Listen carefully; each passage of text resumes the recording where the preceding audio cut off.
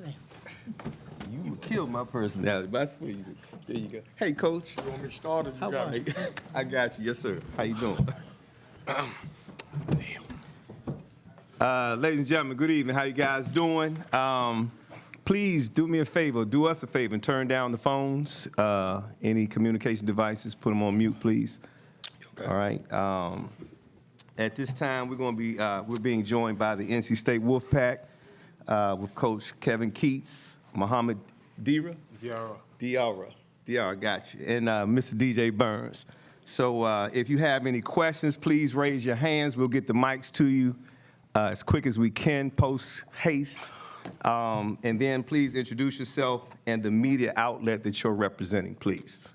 All right, so we're going to start off with the opening statement from Coach Keatts. Well, give Syracuse a lot of credit. I mean, Red's done a tremendous job, at Syracuse, obviously taking over for a Hall of Famer. And, to be quite honest with you, they won 2 really good games against us, and we talked about it.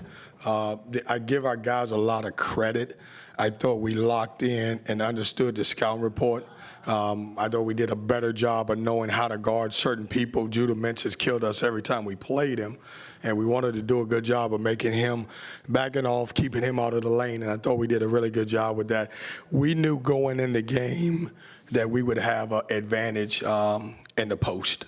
Obviously with DJ, Mo, and Ben, and we wanted to throw the ball to those guys, and obviously play inside out. Proud of our guys. Another win. When you get to this point, we understand that if you win, you go home, and obviously for us, it's a good win for us, and we stacked a win, and obviously now we got to prepare for a really good Duke team. So, question. Any questions? Okay, sir, here in the green. Yes, sir. Well, yeah, Matt Truckinelli from Herb FM Sports Radio. So just talk about your halftime adjustments, because you outscored Syracuse 48-33 in the second half.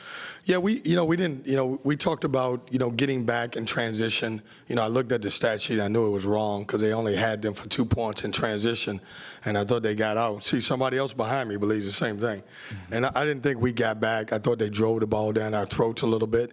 We did a better job getting back, but we did a better job understanding, scout report and who could score and who couldn't score. And I think it was completely our defense. We're the type of team when our defense is really good, our offense turns to be elite, and I thought it got good because of that. Gentleman here in the fourth row there. Jesse Cook, Citrus TV. Mohamed, DJ, you guys are both taller than Syracuse's tallest guy on the floor, Malik Brown. Your coach just said you won in the post. How did you use your size to get that battle and win it? I just wanted to focus. I knew that he was their primary big, and he didn't want to get in foul trouble, so we just wanted to go at him as much as possible. Okay, gentleman in the third row here. Rob McGlam with Inside Pack Sports. Kevin, the 2 glaring stats to me are the rebounding and the points off of turnovers.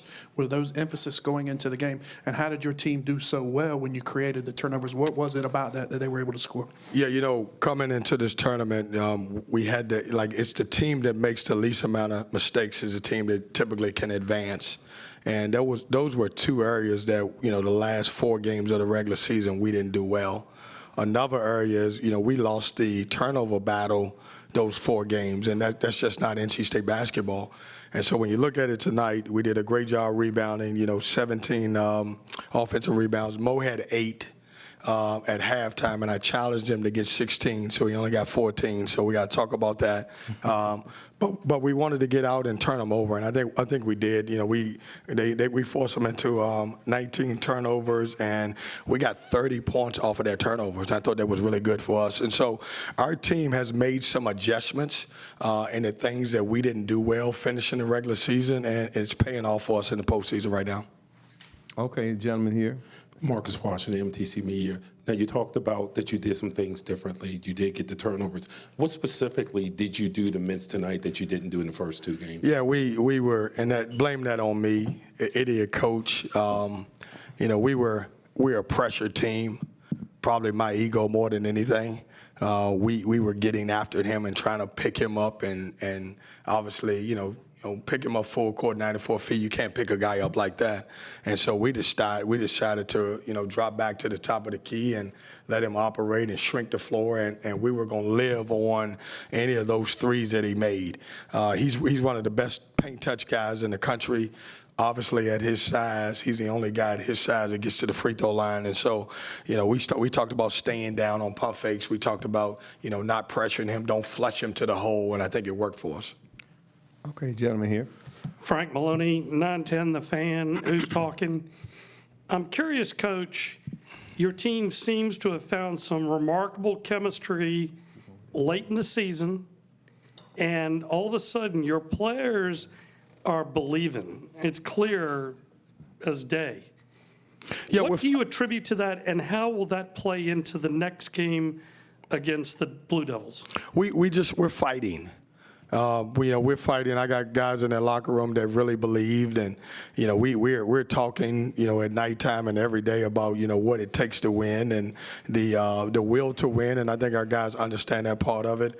It doesn't get any easier. Every team in this league can beat you.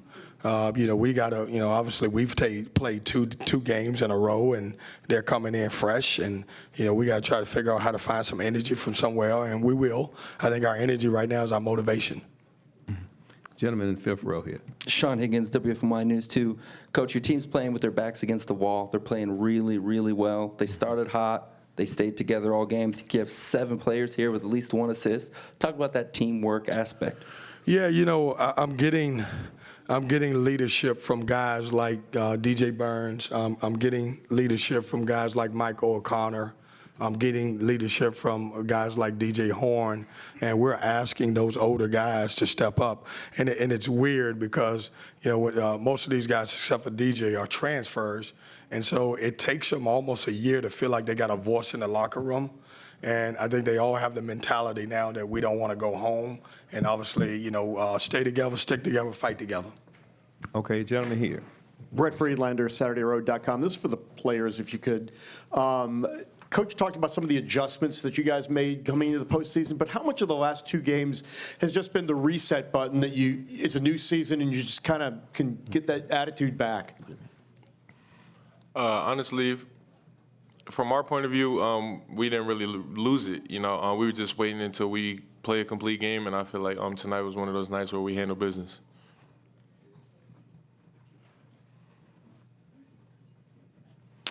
You want me to answer it or Mo? Oh, me. Mo, tell him the question again. Mo zoned out for a minute. I can tell you now. I've been in timeouts now. If you don't call his name, he's going to zone out for a minute. How much? Mo, do you need it again? I got you. Tell him. Hey, and he's paying it. He's thinking about something else. He's thinking about the ice cream we're going to get. That's He's already thinking about Duke, right? Yes, right. How much of the last 2 nights has been resetting now that it's a new season here in the postseason? You can just flush what happened before. My point of view, we play with desperation, so we have to win every night to play the next game. So that's why we play so well.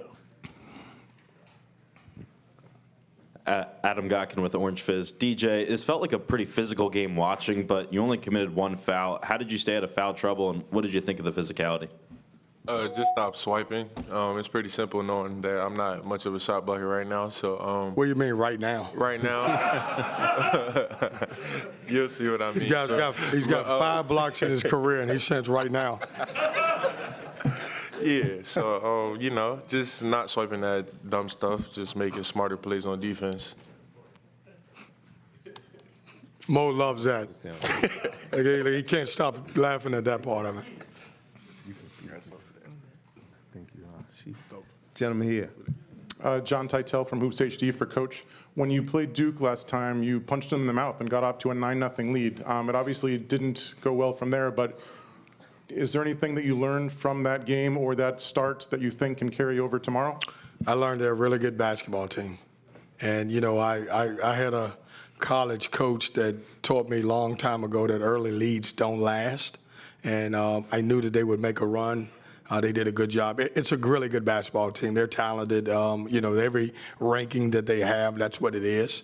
Obviously, we're excited about the opportunity, but the reason for the comeback is because it's a good basketball team. Okay, the gentleman here, and we'll have one more after that. Rob McLean with Inside Pack Sports. A question for Kevin and DJ. Kevin Diarra, his growth this season, his game tonight, could you speak to that? And DJ, I'd like you to address how it is playing with Mohamed. He has grown in so many areas. Rebounding the ball is tremendous. I mean, he's one of our best rebounders, and he really goes after it. When he has great games, he shoots really well behind the three-point line. He's been trying to convince me for the entire year that he should be a small forward, and I'm considering it. I just haven't made the choice yet. But no, he competes every day. I think what's made Mo and his biggest growth is his maturity. He and I talked about that. He would come into practice early in the year, and he would act like a 65-year-old man. He was grumpy, and so when he comes in, the first thing I say, "How you doing, Mo?" And I can tell what mood he's in. And if he's not in a good mood, I'll keep saying, "How you doing, Mo?" until finally I get a smile. I think it's his adjustment. Playing with other guys his size has really helped him a lot. Okay, gentlemen, last question. Kip Coons, press box. You got to let DJ answer that. He wanted a two-part question, I think. Okay. For me, playing with Mo, it just opens up a lot for you. He has the ability to shoot the three, and every time a shot's up, they got to find him, and that usually opens up some opportunities for me. And he just plays hard, man. He don't really care about all the extra stuff going on. He doesn't care to argue with people and be a part of the show. He's just here to get business done, and that's why I love playing with him. Fantastic. Last question. Yep. Kip Coons, Press Box View. Kevin, you really haven't touched on the lift that DJ Horn gave you, and it seemed like when he came in at the start of the second half that he was in the middle of that big 18-2 run that really changed the momentum. He was a secret weapon. Typically you don't have your leading scorer as a secret weapon. We doing shoot-around this morning, I watched him, and I kind of stayed away from him. I just wanted to see what he would do. And then I think about 4:30, I got a text from my trainer that said, DJ's going to try to go. And I just simply said, okay. Then I get here, and I said, well, DJ's ready to go. He said, well, we got to look and see how he does in warm-ups. I was like, you already told me he can go. But what a tremendous lift. He played well. We needed him to play well. Obviously, he's played well for us the entire year, but that was an uplift that we had to have, and I thought he provided it for us. All right, fantastic. Thank you guys so much. Both locker rooms are open for interviews. Thanks, guys.